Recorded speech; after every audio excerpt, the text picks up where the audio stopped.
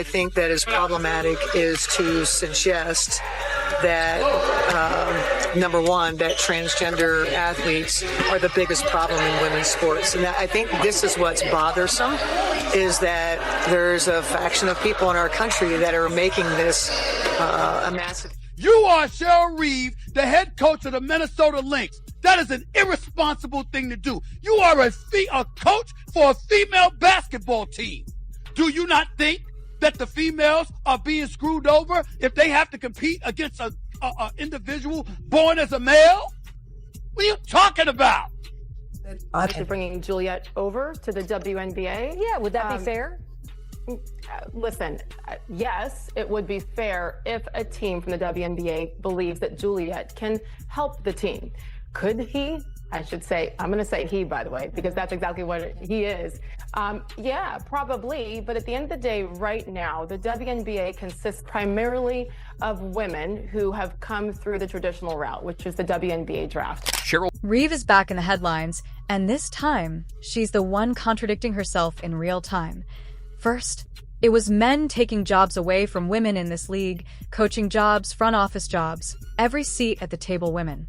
Fought decades to earn, then, in almost the same breath, its men should be welcome to play in the WNBA if they identify. As women point to positions, same person, same season. And now that Julie Tatar is being floated to the Indiana Fever, the internet wants to know if Reeve's welcoming stance survives contact with an actual dominant player who isn't on her own roster. My views, as I said last week, I come from a space of inclusion. All right, so right out of the gate, she frames herself as the compassionate one. And we know this is one of the oldest persuasion techniques that there is. Before she answers the question, she defines herself as inclusive, which immediately implies that anyone who disagrees must be coming from a place of exclusion. But here's the problem. The WNBA is an exclusionary league. Women's basketball exists because it excludes males. So inclusion isn't the issue. The issue is who is eligible for the female category. And the narrative that I think that is problematic is to suggest that, number one, that transgender athletes are the biggest problem in women's sports. And that, doing what everyone else does, notice that she changes the question. Nobody asked whether this is the biggest problem. That's a straw man. The real question is much simpler. Should males be eligible for women's sports? And she never answers that. Cheryl Reeve wants you to know she's fighting for women. She said it herself loud and clear. Men have been taking jobs away from women in this league. And she's not talking about players, she's talking about coaching staffs. Front offices, every seat at the table that used to belong to a woman and now doesn't. Strong stance. Bold stance. The kind of stance that gets you a standing ovation at a press conference. This is the reason why so many people, they're trying to take the WNBA seriously and they can't. Because every day it's another narrative. It's another person pushing an agenda. It's another person trying to combat what another person says. Cheryl Reeves, you are 2 months away from being 60 years old. What the hell is this? Kathy needs to suspend you. This is terrible from you as a coach. You know better. Why are you blowing up something that's already out there? Something that people do not need to be focusing on, but to focus on the game. Except here's the problem, and it's not a small one, that same Cheryl Reeve, the one drawing a hard line about men crowding. Women Out of Jobs is also the one who staged an entire confrontation shirt, and all defending the idea that men who identify as women should be allowed to play in the WNBA, not coach play, take a roster spot, take a starting job. Take the exact opportunity. She just spent a press conference saying women have already lost enough of. because exclusion is never the answer. Separate isn't equal.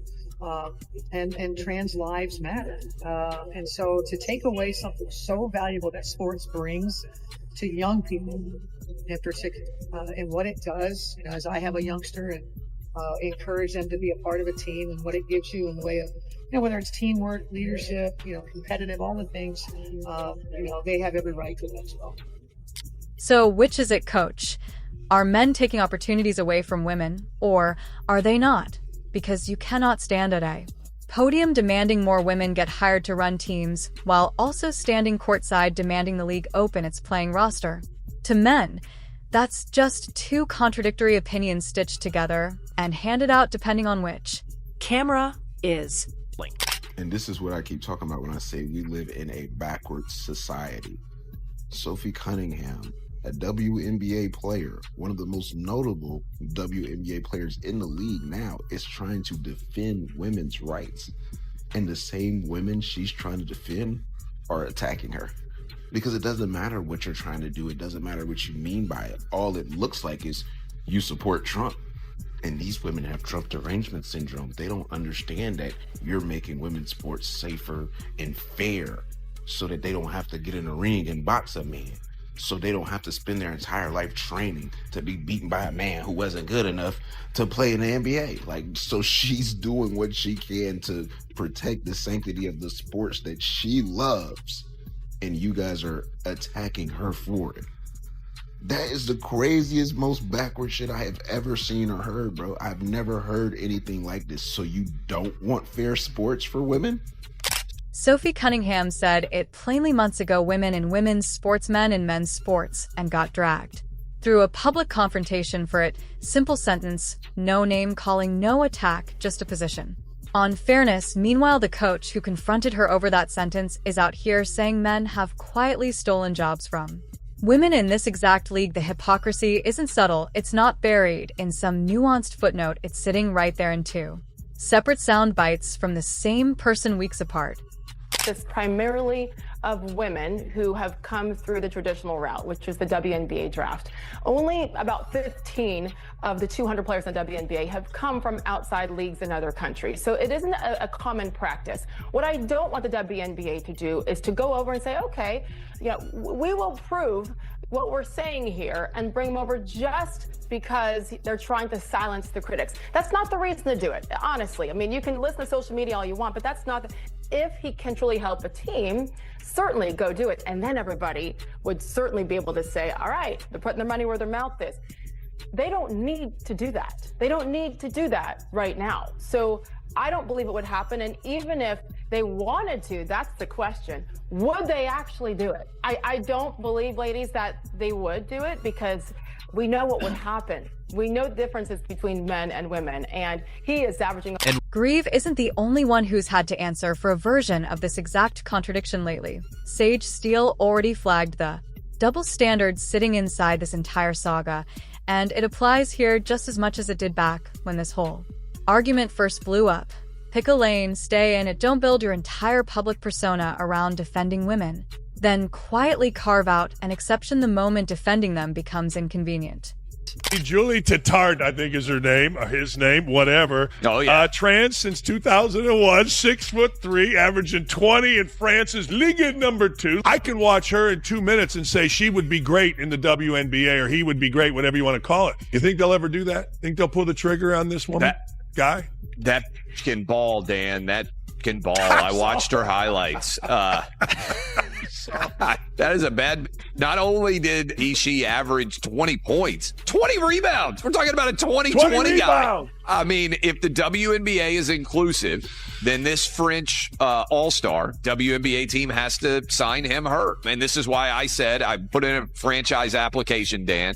The Nashville Balls, my WNBA team, would be the greatest dynasty of all time. Most inclusive, too. We're only signing men who identify as women. Our slogan is one love, two balls, and we are going to absolutely just dominate. And now here comes Julie Tatar, a 34-year-old French center putting up video game numbers, 21 points and 20 rebounds a night. A 30-rebound game that set a league record, Player of the Year, Defensive Player of the and Domestic Player of the Year all in the same season. And suddenly, this whole conversation Cheryl Reeve was so confident about a few weeks ago doesn't feel so simple anymore, does. Breaking news, y'all. This right here has to fucking stop. So this trend from France plays basketball against females, which this is a male. Scores about 21 points, 7 rebounds. Pretty good. But now she wants to play with the WNBA. And the crazy thing is that the WNBA coaches are out speaking about men playing the female sport. Like, they are afraid to speak their mind because they know they will get fired. But this is wrong. You cannot allow the man to play in a female sports. They will dominate. The fans watching this unfold aren't buying the talking points anymore. Women who've spent years defending. This league, defending its athletes, defending every hard-fought inch of progress, are online right now. And they're furious, not confused, not conflicted. Furious. These are women who watched other women grind through college ball. Overseas leagues, 2-a-days in gyms nobody was filming, just to get a real shot at a WNBA roster spot. 4 years of college ball under a microscope, then maybe a few seasons overseas grinding through leagues most fans have never heard of, all just to get invited to a WNBA training camp with no guarantee of a roster spot at the end of. That's the only path. There's no shortcut version where someone skips straight to the league because of an impressive frame built by an entirely different set of biological circumstances. Or at least there wasn't supposed to be. I come from a space of inclusion, and the narrative that I think that is problematic is to suggest that number one, that transgender athletes are the biggest problem in women's sports. And I think this is what's bothersome, is that there's a faction of people in our country that are making this a massive issue. We have some issues. Number one, we need to protect trans kids. Every kid. To me, it's a human rights issue. Every kid has a right to sports, regardless of gender diverse, transgender. Every kid has the right to access. Now, what gets nuanced is, when you're beyond puberty, when you're an Olympic sport, when you have scholarships at stake, and that sort of thing.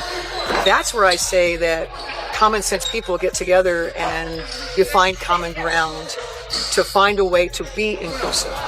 The answer isn't no. It is not the case that we have, quote, biological men in girls' locker rooms. The way it's being phrased, the innuendo there that somehow transgender women are predators of some kind in the locker room. There's a lot of narrative that is problematic that we need to address. Reeve framed her original shirt moment as being about inclusion and safety for kids. Nice sentiment. Nobody's against kids feeling safe, but watch how that framing evaporates the second the conversation shifts. From an abstract policy debate to an actual 6 feet 3 inches center who might be walking into her own conference. Principles are easy to hold when they're theoretical. They get a lot harder to hold on to when the theory shows up. Wearing a jersey and grabbing 20 rebounds a game against your own team. 1 month, it's men stealing women's coaching jobs. Another month, it's men should be welcome to play.